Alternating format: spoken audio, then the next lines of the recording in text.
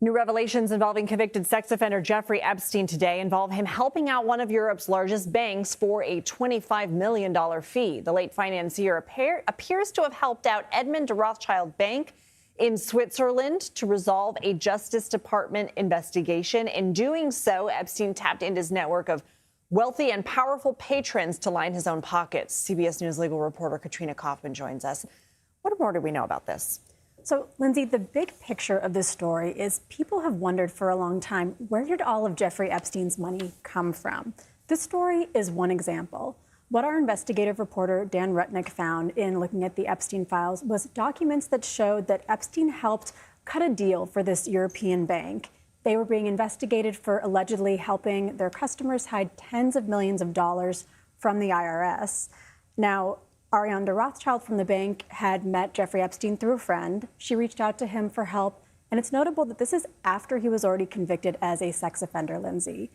He then ended up introducing her to Kathy Rumler, who was a former White House counsel under the Obama administration. She had just recently left the White House, and Rumler ended up negotiating this deal where the bank paid $45.5 million to the IRS, $10 million to the law firms, and $25 million to Jeffrey Epstein. Now, it's really unclear what Jeffrey Epstein did aside from advising the bank and introducing them to Kathy Rumler. And the bank wouldn't even comment on what he did or why they paid him $25 million. 2.5 times the legal fees. Exactly, yeah. And this is an example of how he was often paid these large sums for doing apparently very little, and even more than the professionals who were actually doing the work. And all of this allowed him to subsidize his lavish lifestyle and, of course, to continue his abuse of young women at the same time. So one of the people involved in the story will be testifying before the House Oversight Committee Wednesday. And are we hearing from Rumler about this? You mentioned, I think the bank hasn't said anything.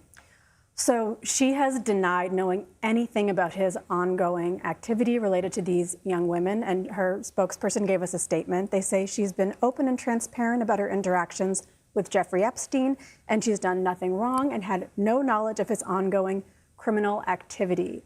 As far as we know, he's allegedly, she said, cold called her, offered to introduce her to Bill Gates, and that started their relationship. She had claimed, Lindsay, that they just shared a client, but when you go through the Epstein files, her name appears nearly 10,000 times, and it looks like they had a much more personal relationship. She sometimes called him Uncle Jeffrey in emails. She got expensive gifts from him, and they were in touch up until his death in 2019. So we expect there will be questions about all of this tomorrow and potentially about this Swiss bank deal as well. Okay, Katrina Kaufman, we'll be watching. Thank you. Thank you.